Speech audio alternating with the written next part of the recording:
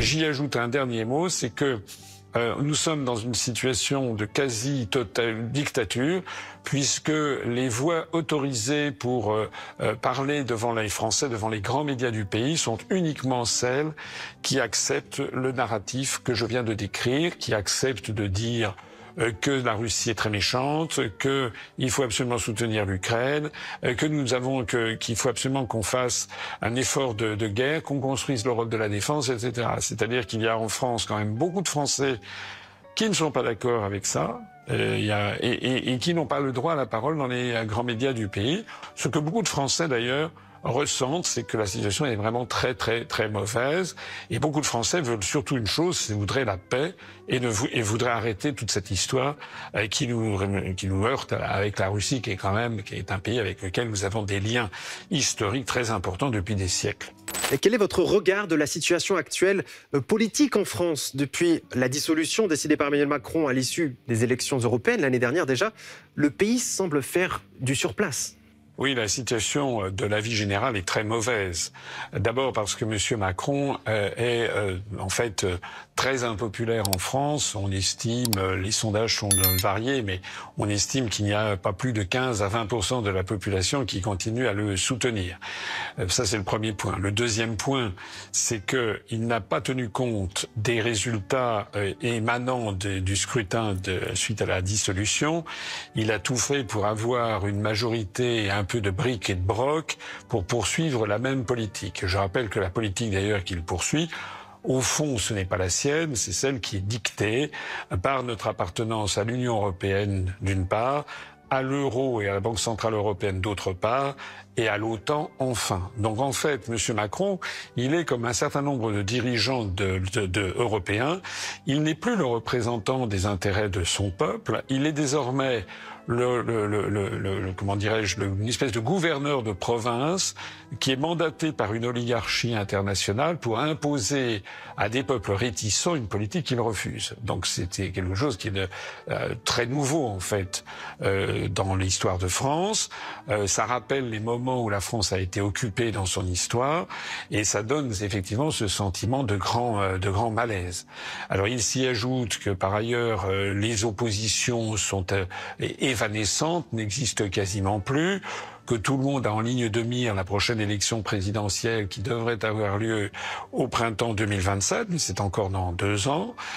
Il s'y ajoute également, évidemment, la situation internationale. Et on a le sentiment que M. Macron essaye de profiter de la situation qui est complexe en Ukraine, essaye de profiter du changement spectaculaire de la diplomatie américaine avec l'arrivée de Donald Trump à la Maison-Blanche. On a l'impression que M. Macron essaie de profiter de cette situation pour faire peur aux Français, leur présenter la Russie comme une espèce de grand méchant loup qui voudrait non seulement croquer l'ensemble de l'Ukraine, mais après s'attaquer à l'ensemble des pays de l'Union européenne, y compris à la France. Et donc on a un discours, une véritable propagande d'État pour mettre les Français, leur faire peur, et au passage essayer de leur prendre leurs économies pour faire un effort de guerre. Voilà un petit peu la situation dans laquelle on est.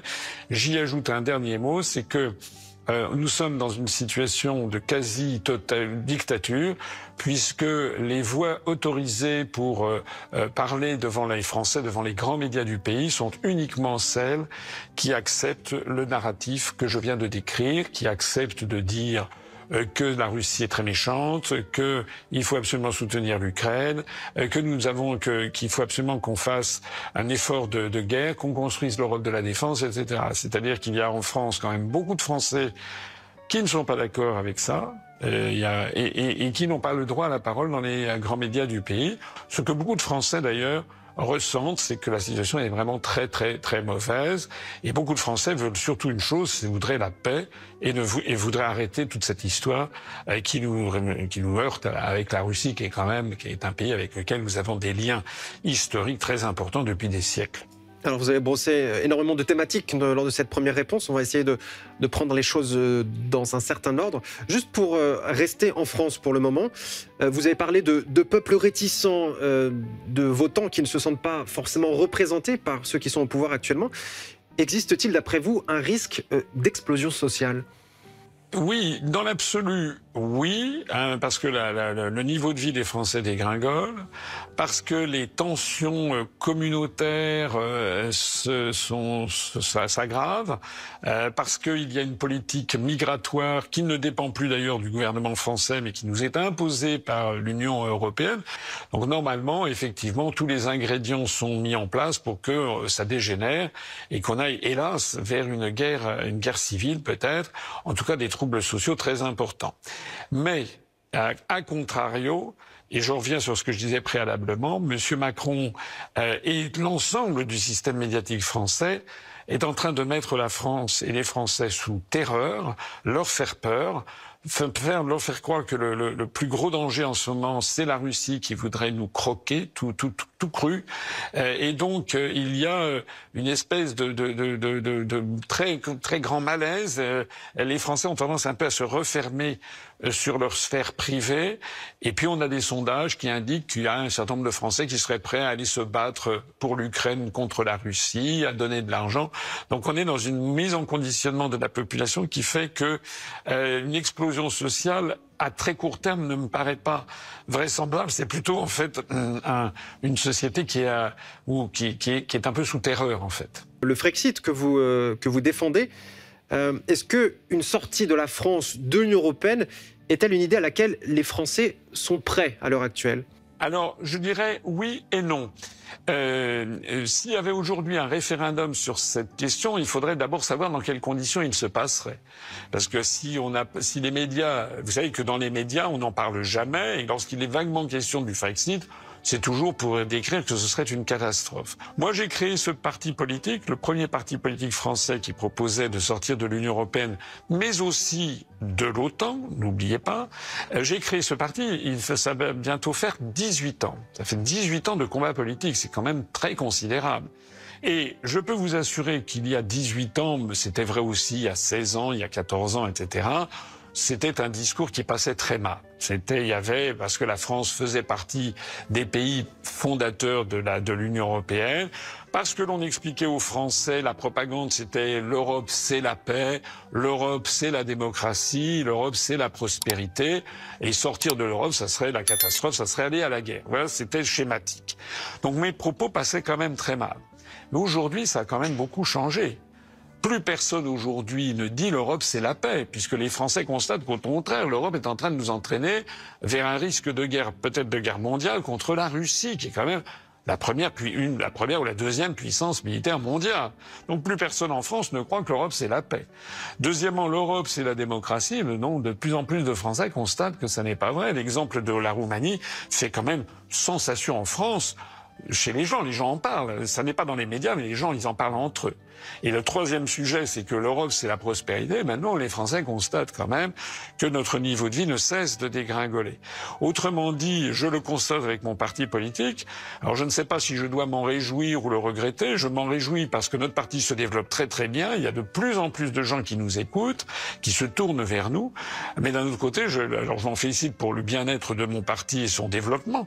Mais je le regrette parce que ça prouve que, malheureusement, j'avais raison depuis 18 ans et que de plus en plus de Français commencent à s'en rendre compte, mais peut-être un petit peu tard, parce que la lutte va être dure, très dure dans les mois et les années qui viennent, parce que nous avons affaire à une oligarchie qui ne veut pas perdre le pouvoir et qui risque de se crisper, vous savez, avec un phénomène lorsque une oligarchie, avec une caste, sent qu'elle est en train de perdre le pouvoir, elle peut aller dans des aventures, et notamment, par exemple, une aventure guerrière. C'est ça qui me fait le plus peur personnellement. Alors, je vais rebondir sur ce que vous venez de dire sur l'Union européenne, car via sa commission, des décisions ont été prises qui ont eu un impact direct sur la vie des Européens, donc notamment des Français. D'aujourd'hui, sur le conflit en Ukraine, et pourtant, les populations en question ne sont pas forcément consultées sur ces thématiques. Comment en est-on arrivé là au final ? Écoutez, c'est un peu un mystère. Moi, je ne reconnais presque plus le pays dans lequel je suis né. Dès qu'il y a un problème maintenant en France ou en Europe, on dit que c'est de la faute des Russes. Alors heureusement, je sais que vous avez quand même un public qui m'écoute. Heureusement, je voudrais quand même les rassurer. Il y a quand même une partie importante des Français qui ne le croient pas. J'insiste là-dessus, il y a une partie dont je fais partie, une partie importante des Français qui n'ont pas oublié tout ce que la France doit aux Russes à de nombreux égards au cours de notre histoire, et notamment pendant la Seconde Guerre mondiale. C'est la Russie qui a cassé Adolf Hitler. Beaucoup de Français ne l'ont jamais oublié et sont reconnaissants à la Russie. Donc si j'avais vraiment un message à faire passer à vous-même et puis au peuple russe et aux plus hautes autorités russes, c'est que, par pitié, ne confondez pas nos dirigeants actuels avec ce que peut penser l'ensemble de la population. Mais il est vrai qu'il y a aussi dans la population française, ça serait faux de le nier, il est vrai qu'il y a aussi des gens qui sont sensibles à la propagande actuelle.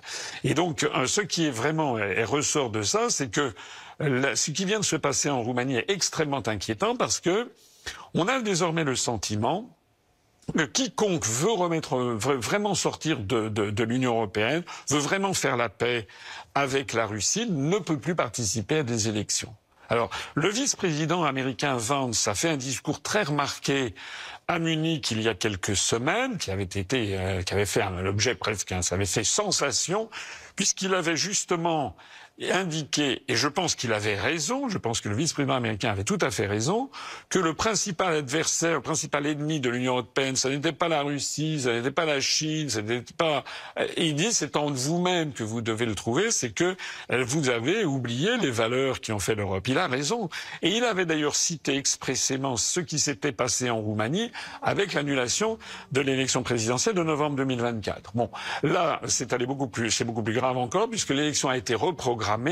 Mais M. Georgescu a l'interdiction de se présenter, a l'interdiction pour toujours, d'ailleurs, si j'ai bien compris, de se présenter.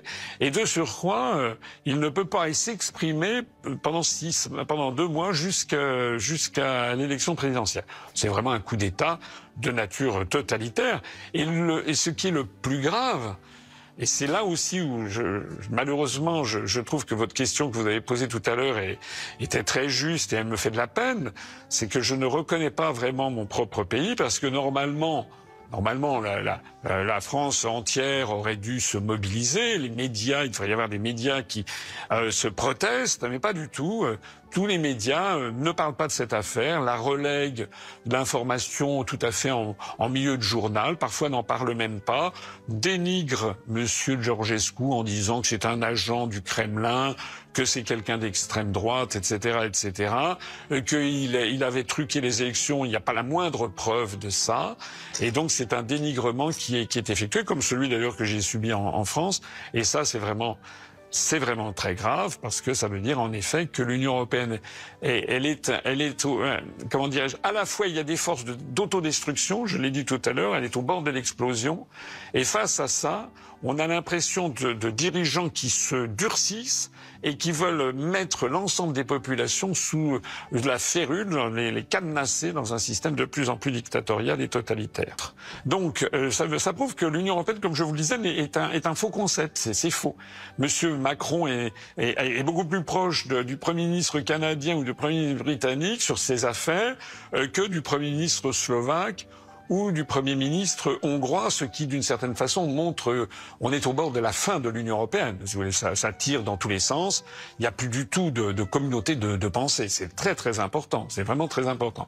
Alors, effectivement, vous avez cité par ailleurs le cas de la Roumanie, que personnellement, je considère comme un véritable scandale, parce que il s'est passé, en fait, la même chose que ce que j'ai subi en France. Mais moi, j'avais moins de notoriété quand même que monsieur Georgescu, puisque lui, il était donné dans les sondages entre 40 et 48% des voix. Il était arrivé en tête de l'élection présidentielle en novembre 2024 qui a été annulée. Et en fait, il n'y a aucun argument pour annuler cette élection. J'étais enfant j'étais tout enfant, vraiment un petit enfant à la fin de la présidence de Charles de Gaulle. Ensuite, j'étais adolescent sous la présidence de Valéry Giscard d'Estaing. Et puis jeune adulte sous la présidence de François Mitterrand. La France était un pays où il y avait quand même beaucoup de débats contradictoires. Et malheureusement, eh bien, il y a une espèce de société totalitaire qui s'est imposée en France, mais qui s'impose progressivement.